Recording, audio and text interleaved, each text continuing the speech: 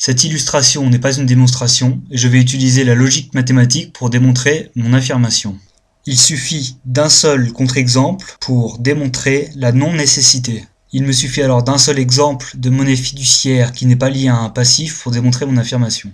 Il existe plusieurs exemples historiques. La monnaie papier chinoise du Xe siècle, les talistiques anglais du XIIIe au XIXe siècle, les billets de banque émis par le gouvernement en Angleterre de 1914 à 1928, les billets de banque aux États-Unis sous Kennedy avec le sceau rouge du gouvernement et non vert de la Fed. Mais je ne vais utiliser aucun de ces exemples, car ils ont tous un défaut majeur dans le cadre de cette argumentation, c'est qu'ils ont été introduits avec l'autorité du gouvernement. Le contre-exemple que je vais utiliser est celui de la monnaie alternative Bitcoin. Bitcoin est une monnaie numérique, donc fiduciaire, car ce n'est que de l'information qui ne sert qu'aux transactions Bitcoin. Donc il n'y a aucune valeur intrinsèque à cette monnaie. Cette monnaie est constituée de fichiers cryptés et non reproductibles que vous possédez sur votre mémoire informatique personnelle. Ainsi, votre disque dur représente un porte-monnaie et le fichier représente une pièce de monnaie.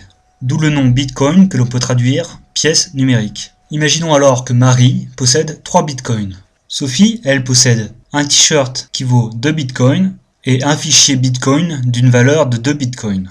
Marie souhaite acheter le t-shirt de 2 Bitcoins à Sophie. La valeur des fichiers est inscrite dans le fichier lui-même, mais cette valeur est cryptée, elle ne peut pas être modifiée facilement.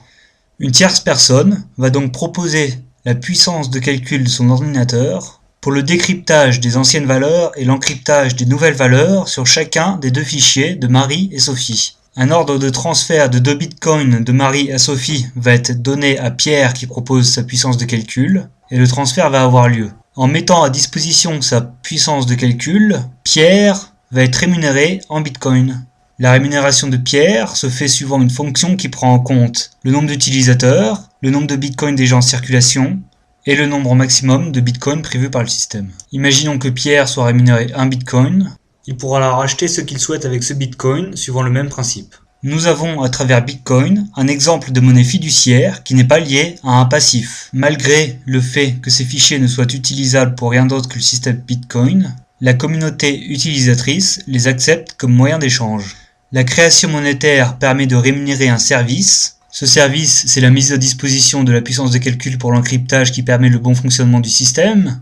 On peut aussi noter que cette monnaie alternative n'a été poussée par aucune autorité supérieure. Ceci est remarquable car souvent les monnaies fiduciaires sont imposées par le biais du prélèvement de l'impôt qui doit se faire en cette monnaie.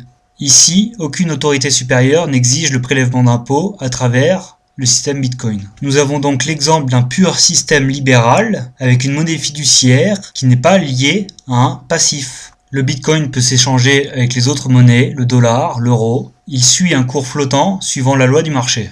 Il existe l'équivalent de 100 millions de dollars de Bitcoin en circulation aujourd'hui. Voilà pour la présentation de Bitcoin.